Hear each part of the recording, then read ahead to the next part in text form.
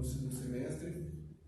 Os interessados podem conhecer o trabalho, talvez não dê para iniciar, porque já iniciou no começo do ano, mas conhecer, ver como é que é e se interessar e retornar no próximo ano. Também tem o EAD e o ESD, né, que são estudos feitos online. Então, pode entrar em contato com alguém na casa que informa vocês. É o Ensino Sistematizado da Doutrina Espírita e ajuda a gente a entender um quadro geral do Espiritismo, e o EAD que avança um pouquinho nos temas e é bem legal para quem se interessar. Como também acontece aqui na casa às segundas e quartas-feiras, as segundas-feiras na luz e as quartas aqui na casa, o projeto Cuidando do Luto. Né? É bom frisar que esse projeto, apesar de ser ofertado aqui na Casa Espírita e também na USE, ele não é um projeto voltado para o público somente espírita. Né? Não é abordado temas de cunho espiritual, né, espírita, mas sim mais algo voltado para algo psicológico, né? Como lidar com isso, como tratar isso, como se preparar para isso também. Então não é necessário você perder alguém para participar do projeto. Aqueles que se interessarem em aprender, porque o luto é algo que faz parte da nossa vida. Então aqueles que têm a vontade de estar participando, né?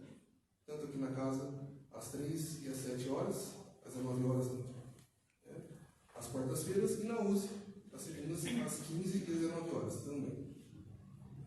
Bom, gente, hoje teremos o Vicente. O tema é vida. Eu não sei se vai falar da vida pós-morte ou a vida presente, mas o tema é vida. Eu não vou dar spoiler porque eu também não sei. E, antes de a gente iniciar a palestra, como é comum no meio cristão, uma prece. A prece ela serve para que nós acalmemos, esqueçamos um pouquinho o dia lá fora, os nossos problemas, as dificuldades, e para que nós também possamos receber as bênçãos dos amigos espirituais que tentam nos trazer. Se nós tivermos o foco muito longe, essas benesses não chegam até nós. Então é importante que nós nos acalmemos, e não somente agora, na nossa vida também. Quando sentimos que estamos meio fora dos nossos propósitos de vida, que nós possamos então nos acalmar com uma oração e com uma prece. Eu convido a todos que sentirem a vontade de cerrarem os olhos, mentalizarem o Mestre Jesus, Deus, nosso Pai, pedindo que nos ajude naquilo que necessitamos, que nos acalme, que possa, nessa noite, nos trazer mais um pouco de conhecimento para nos ajudar na nossa vida, nos ajudar na nossa perspectiva de olhar a vida com os outros olhos. Que ajude o nosso palestrante a nos passar essa mensagem do melhor modo possível e que nós possamos ter uma excelente noite. Assim seja. Sente, por favor.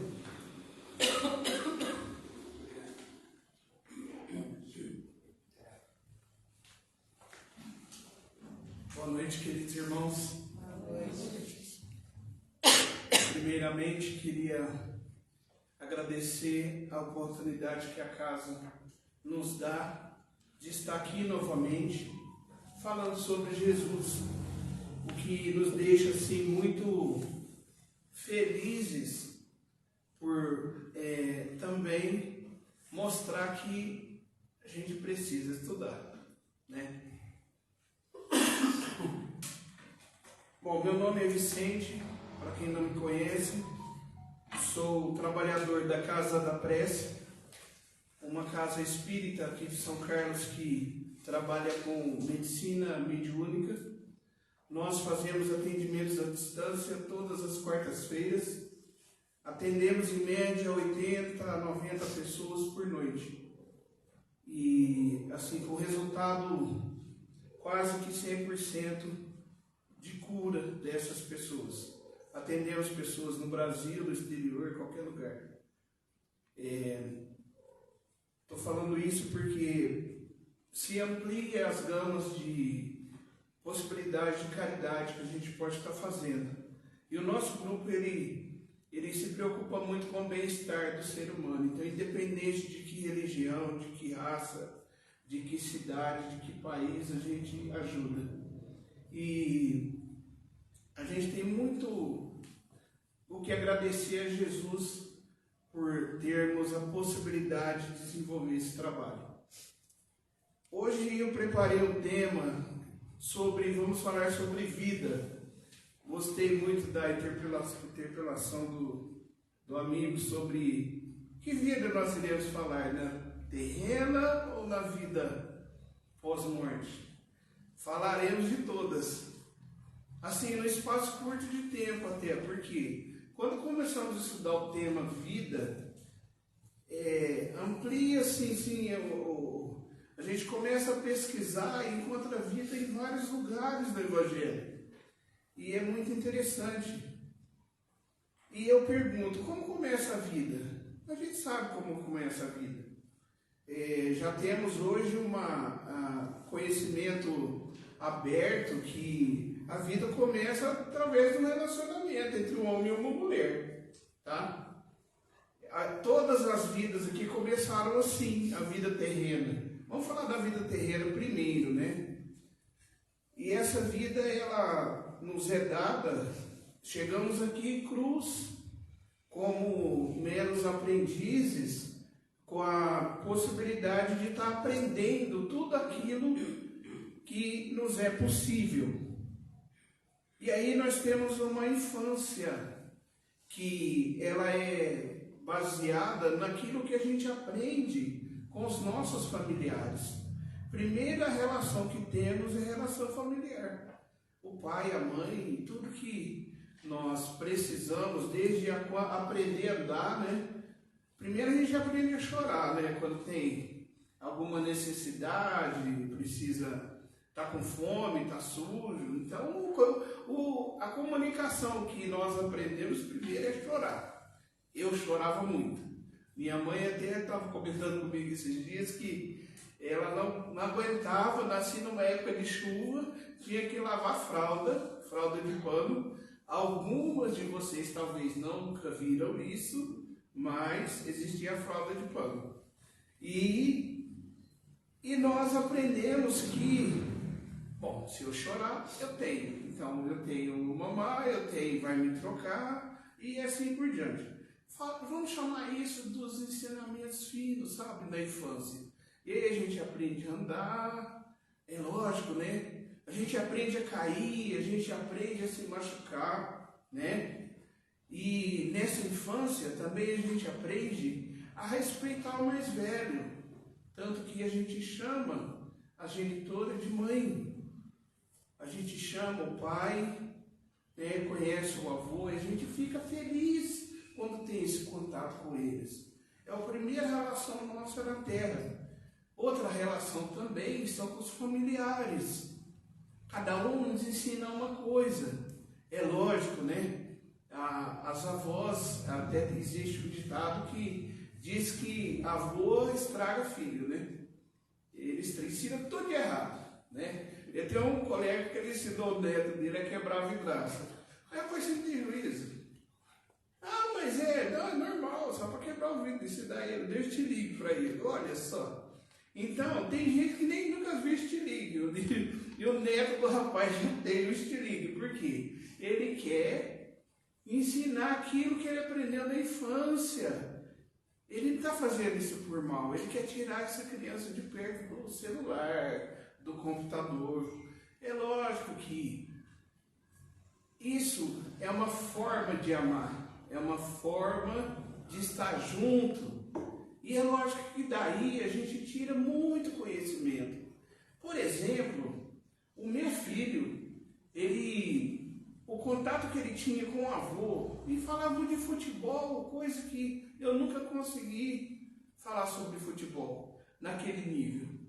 De discutir sobre time e tudo mais, uma relação gostosa. Isso se traz da infância. E aí a gente entra na adolescência. Começa o convívio com o restante de outra parcela da sociedade. É lógico que nessa hora a gente fica muito preocupado, por quê? A gente sabe dos males que tem por aí. Sabemos que nem tudo são flores. Nem tudo são flores. E é nesse momento que a gente tem também as provações do mundo. E onde a gente aprende a frequentar a casa espírita ou a instituição religiosa a qual a gente pertence, porque não existe só casa espírita no mundo, e todas têm o mesmo caminho, o caminho de Jesus. E nesse momento, e é daí que o jovem, através daqueles ensinamentos finos que ele aprendeu lá na infância, ele consegue já ampliar isso com respeito com os familiares. Ele aprende a respeitar o vizinho, a respeitar a pessoa diferente, porque isso é muito importante. Por quê? É lógico que existem os questionamentos neste momento. Qual o objetivo da vida? Alguém já pensou quando a gente era adolescente, aquele momento que a gente olha assim e fala, mas por que eu estou aqui? Né? O que eu estou fazendo aqui? É lógico que aqueles que têm uma relação com a doutrina, eles conseguem aprender isso nas obras básicas e que a gente pode estar passando esses ensinamentos. Mas nem todos conseguem ter essa informação. Então eles questionam qual o objetivo da vida que eu fui buscar. O objetivo da vida é a construção do ser. Construção do ser. Quando a gente fala em construção do ser, ela se assemelha à construção física de uma edificação. E qual é a principal coisa que precisa ter de uma construção para que ela não caia? Base. Isso, base, ou alicerce. Ter um alicerce muito bem feito. E aonde nós podemos buscar, no caso da construção do ser humano, um alicerce? Na infância. Porque é nesse momento que a gente ensina a dizer muito obrigado, por favor, desculpa. Eu sou da época que a gente tomava bênção do pai e da mãe. Até hoje ainda peço bênção para minha mãe. E eu tenho muito orgulho disso. Por quê? É um sinal de respeito. Aliás, a minha mãe eu tenho que respeitar muito mesmo. Porque, assim, uma pessoa que sozinha criou 4 filhos, e os 4 filhos, pelo menos 2 profissões que tiveram no mundo. Uma mulher semi-analfabeta, que a gente respeita até hoje. Porque são os nossos valores. Esse alicerce, eles vão dar a possibilidade da gente continuar as relações na nossa vida. Primeiro as relações familiares, aí a gente entra nas relações sociais e nas relações religiosas. É lógico que existem lugares que, infelizmente, não conseguem dar uma orientação correta para esse ser. E aí nós começamos a ter problemas. Mas, graças a Deus, nós temos a possibilidade de aprender. É um livre-arbítrio? É um livre-arbítrio. Mas o caminho cada um segue. Infelizmente, cada um é cada um. Ninguém pode viver a vida do outro. Ninguém pode. Enquanto adulto, aí nós entramos naquela fase filosófica, onde a gente começa a perguntar o que será que tem que acontecer para que a minha vida possa valer a pena? Né? Os questionamentos relacionados à vida, eles são diários, eles são constantes. Se a gente for pensar na parte filosófica da resposta a essa pergunta, Aristóteles, ele falava que era a excelência de si mesmo, né? Spinoza é a alegria e a potência do agir. Rousseau é a liberdade e a identidade aos próprios valores. E Jesus Cristo é a entrega e o amor. Aí a gente pergunta, e desses 4, quem que está certo? Todos estão certos, todos. Porque cada um tem uma visão. Cada um tem uma visão da vida. Um tem uma visão de que a vida ele deve ser mais material. O outro acha que deve ser uma vida mais festiva. E Jesus Cristo, ele fala da gente se entregar ao outro. O que é se entregar ao outro? É cultivarmos o amor. É cultivarmos a caridade. Sabemos que se tiver gente feliz do nosso lado, nós também ficaremos felizes. Mas qual a melhor forma de fazer alguém feliz? É fazermos o bem, é não fazermos o mal. Os 4 falam de felicidade. E felicidade é nada mais, nada menos do que um instante na vida que a gente não gostaria que terminasse nunca. Quem aqui não ficaria muito assim contente naquele momento de reunião em família, que está todo mundo sorrindo, todo mundo feliz, aquilo durasse eternamente? Quem aqui já não pensou naquele momento de que nasce um filho, um neto, aquela alegria de todo mundo, aquilo não poderia durar para sempre? Só que nós sabemos que não é assim. Por quê? O tempo, que é uma coisa que nós já falamos aqui uma certa época, ele é constante. Ele não para. O tempo não para. Ele é constante. E vejam, desde a criação do mundo, ele nunca parou. Nunca. Nós tivemos aqui a presença de Cristo. E parece que faz muito tempo, né? E não faz, só 2000 e poucos anos. Enquanto que a Terra tem milhões e milhões de anos. Então, essa questão temporal, nós devemos pensar que a vida é muito breve. A vida é muito breve. Por que a vida é breve? Fisicamente falando. Porque nós somos limitados. Nós somos de carne e osso. E isso tem tempo de validade. Tem tempo. Ficamos muito tristes quando perdemos um ente querido da nossa relação física. Muitos ficam desesperados e tudo mais. Mas nós temos que entender que o relógio biológico ele funciona igual para todo mundo. Ele tem um começo, um meio e um fim. Existem pessoas que elas vêm, ficam alguns minutos e voltam para o mundo espiritual. Mas tudo isso é um planejamento. Por quê? O objetivo da vida na Terra, segundo André Luiz, ele não constitui uma autoridade, uma beleza, um conforto. Muito pelo contrário, é um aperfeiçoamento espiritual. É para isso que nós estamos aqui. Em que consiste, tem uma pergunta no Livro dos Espíritos, que é a pergunta 573, em que consiste a missão dos espíritos encarnados?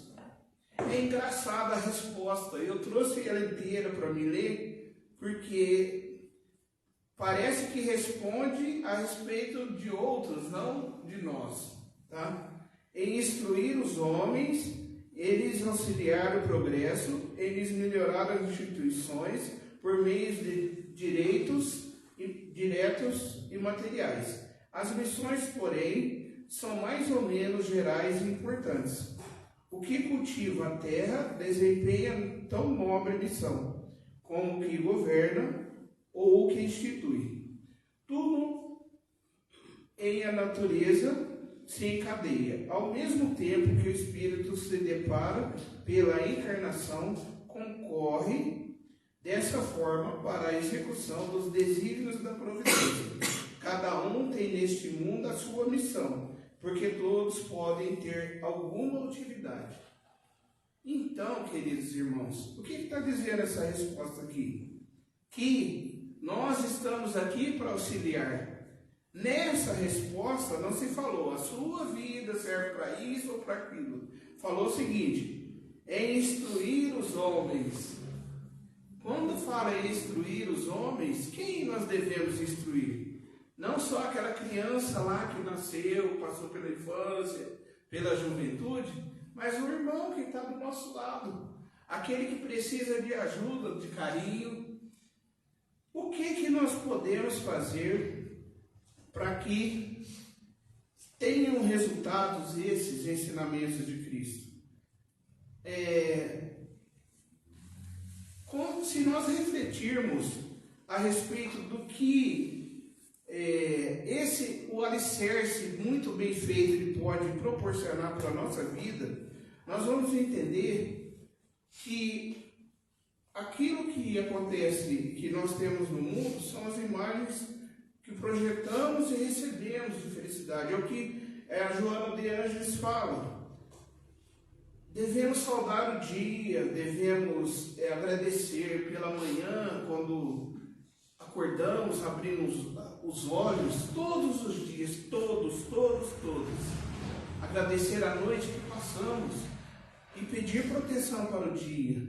E antes de dormir, agradeça pelo seu dia maravilhoso e peça proteção para a noite. Isso funciona, gente. Funciona muito bem. E é incrível que às vezes a gente tem aquele dia atribulado, né? Que parece que não valeu a pena aquele alicerce lá atrás. Que a gente às vezes é mal educado, a gente briga na rua, né? A gente procura não brigar mais, né? Depois que entra na doutrina, mas somos humanos, a gente erra ainda. Tem gente que se penaliza, né? Ah, não, mas eu não podia brigar, agora eu sou espírita. Não. Nós estamos aqui para errar. Aliás, essa é uma orientação dos irmãos espirituais, né? Não, meu filho, você está aqui para errar. Tenta. Se você quer fazer assim, faça. Cada um tem o seu livre-arbítrio. É lógico que a gente tem que assumir os nossos erros, né? E a consciência é o nosso tribunal. Simplesmente assim. Tudo que nós fizermos, a nossa consciência que vai nos cobrar.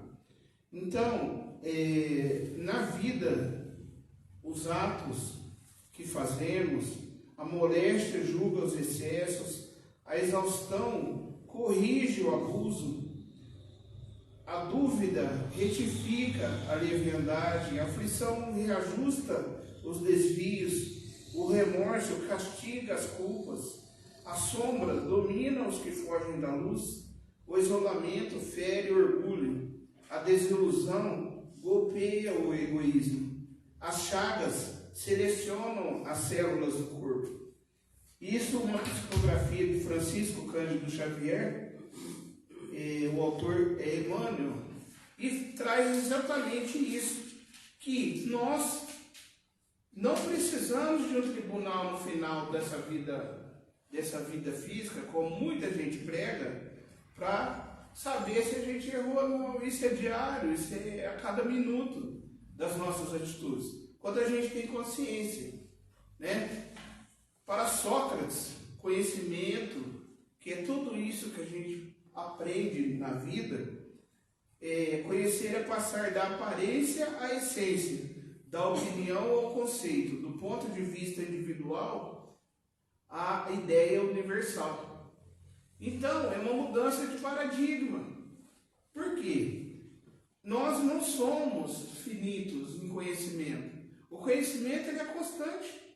E é muito interessante que, quando nós começamos a fazer uma busca a respeito de saber o que é a verdade, o que é o amor, o carinho, nós começamos a se afastar das ilusões, dos sentidos, das palavras malditas, das opiniões erradas e tudo mais. Nós iniciamos aí, a partir daí, aquilo que a gente fala muito.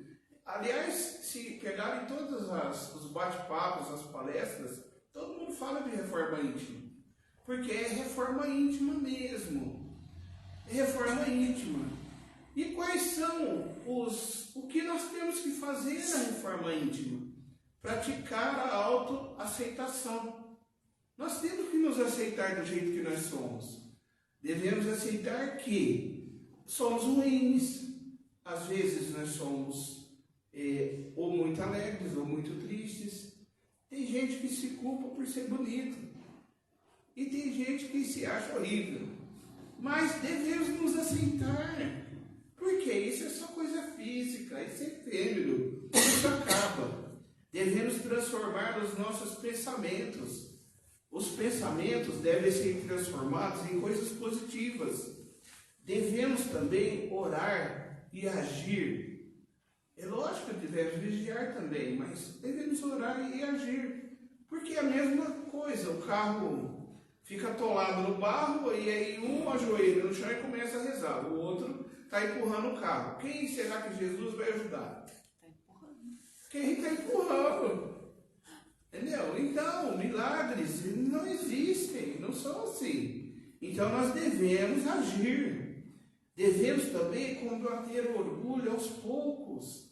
Aos poucos, não adianta nós sairmos aqui da palestra agora eu mudei, agora eu sou outra pessoa. Não é, gente.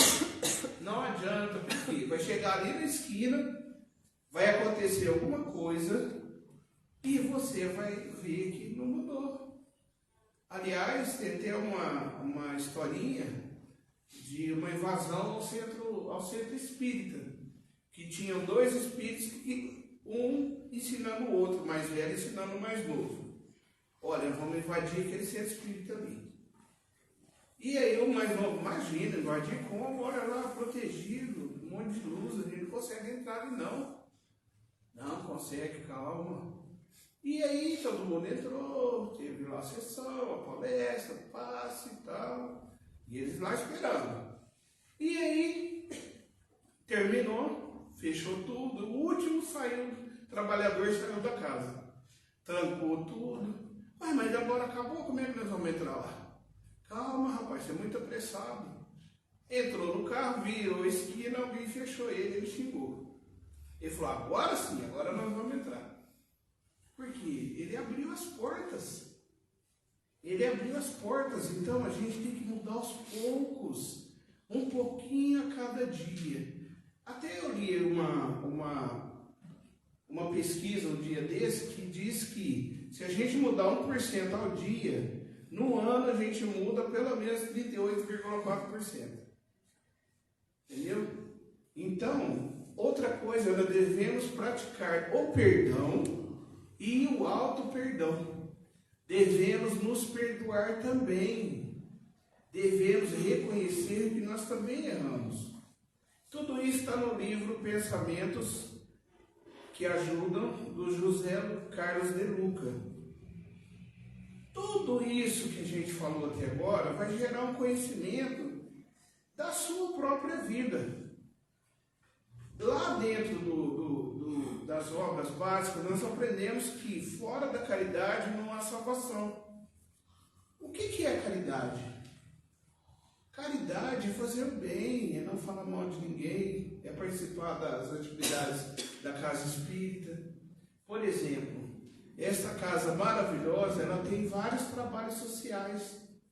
Uma forma de auxílio é, por exemplo, uma visita a essa casa. Não precisa ser trabalhador. E se acaso for um trabalhador da casa, ele pode que sirva um copo de água só para alguém, de auxílio. Isso é uma forma de trabalho. A gente tem que se doar. Temos que construir os nossos dias de uma forma que, ao final de tudo, possamos ter uma grande fortaleza.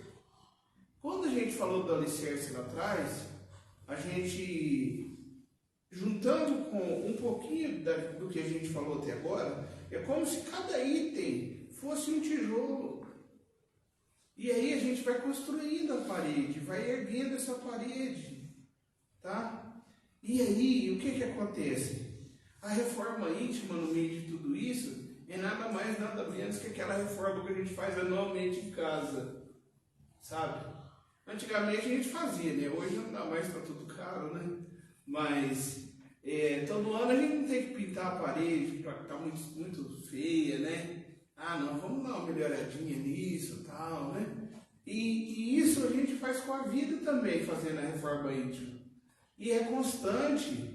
E parece incrível parece que não termina, né? Parece que cada vez que a gente estuda um pouco, a gente descobre que erra mais. Ai, nossa, mas eu fazia isso e é errado. É errado. Porém, para a gente tem que saber que essa vida física, como a gente já falou, ela tem um relógio, ela vai terminar. Isso é muito bem planejado pela espiritualidade. Por quê?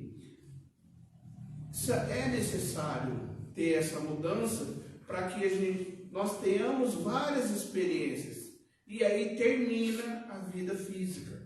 Nós voltamos para o mundo espiritual. Nós voltamos. E aí a gente vai voltar para aquilo que é a vida de verdade, que é a vida espiritual. E tem uma notícia que eu até trago para vocês, para quem não sabe disso, que nós somos únicos, somos eternos. Você vai conviver com você mesmo a eternidade. Uma hora vai vir como homem, outra hora vai vir como mulher. Em algum momento você vai ser padre. No outro momento você vai ser mãe. Vai ser avó, né? Mas por quê? São as oportunidades que nós temos de estar aprendendo nessa vida física aqui. E nós escolhemos lá do outro lado essa possibilidade. Tudo aquilo, nada do que a gente faz aqui, a gente... Ah, por que Deus me deu esse castigo? Deu nada, você que escolheu. É você que escolheu. Tanto que tem alguns casos de pessoas, por exemplo, que praticaram suicídio e vieram com alguma deficiência.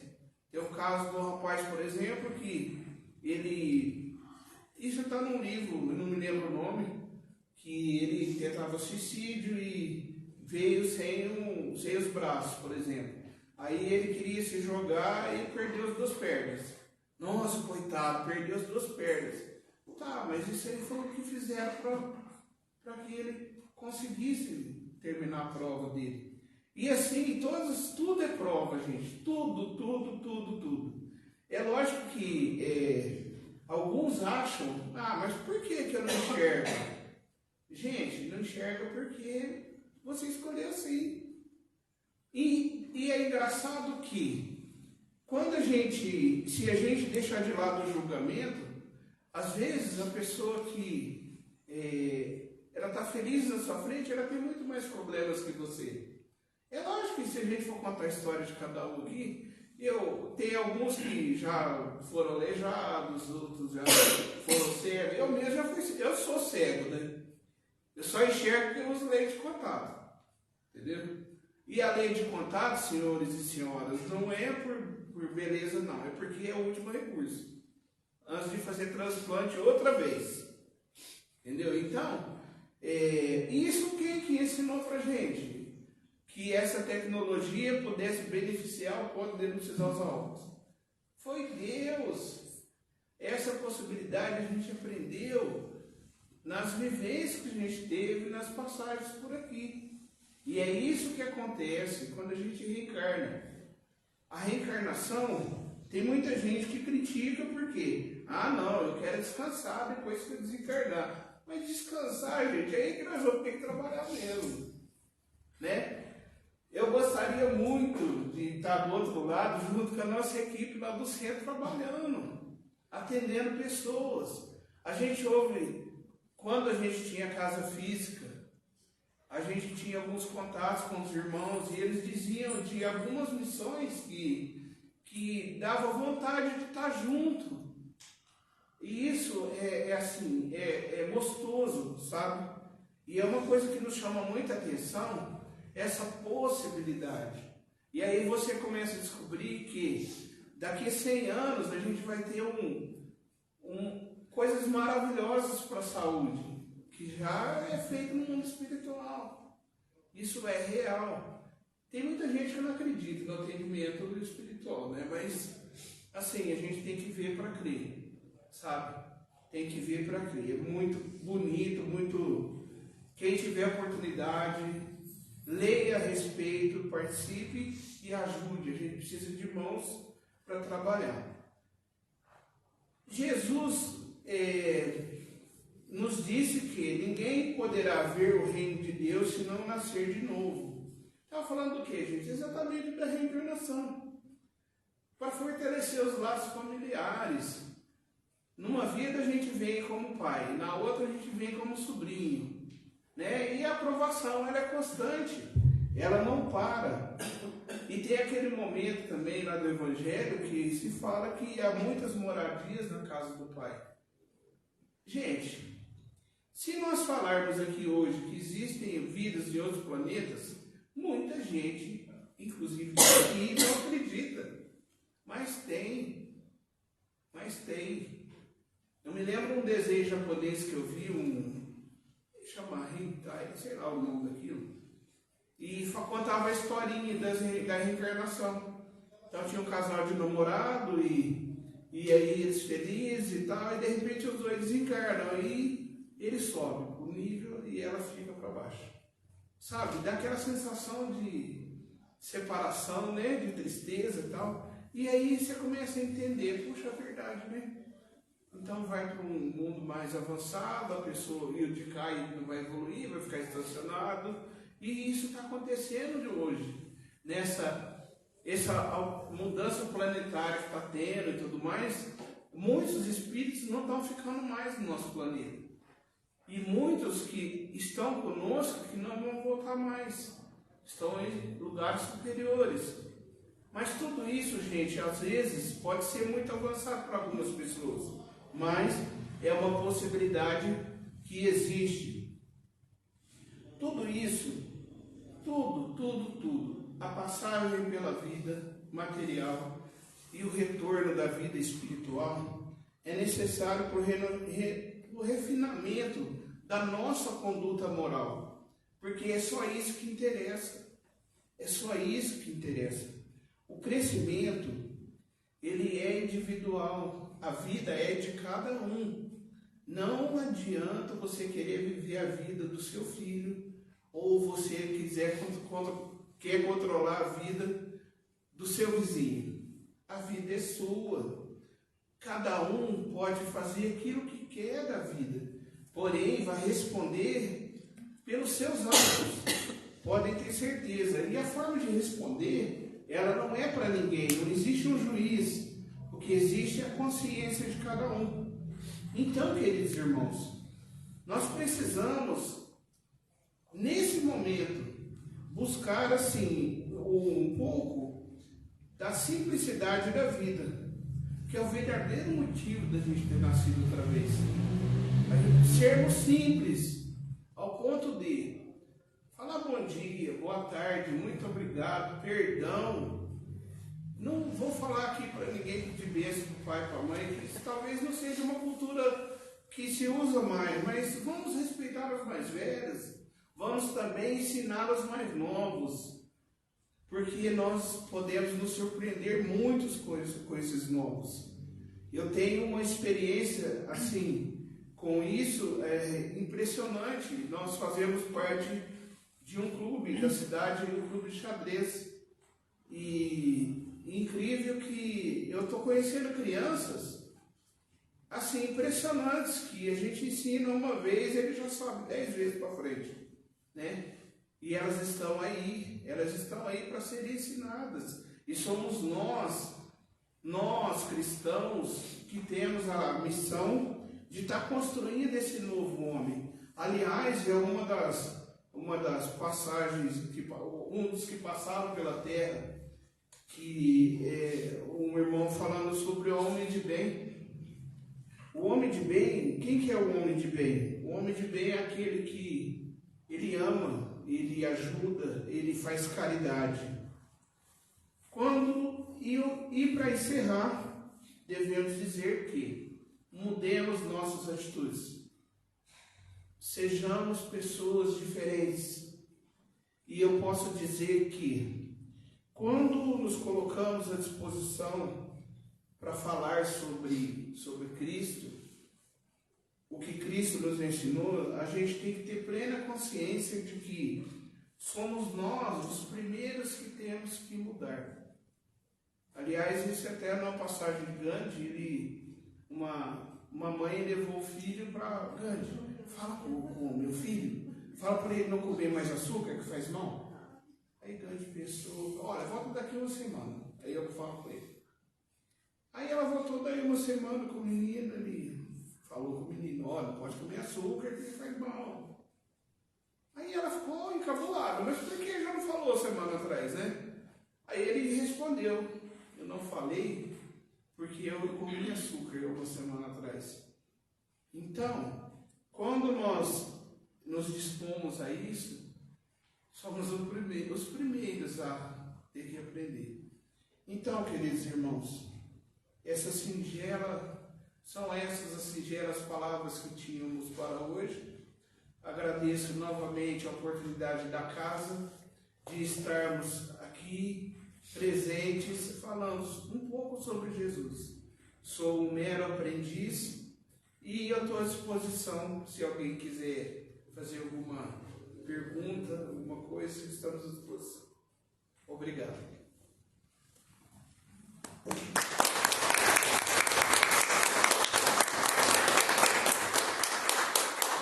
Faz uma prece para nós, por favor.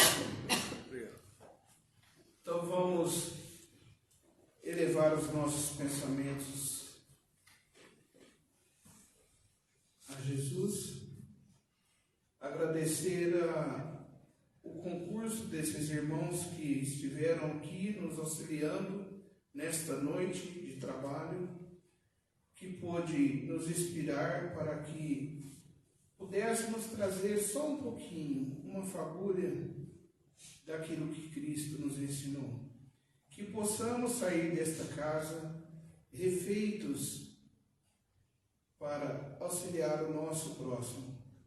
E que a nossa noite possa ser maravilhosa ao ponto de estender a nossa família toda essa energia desta noite.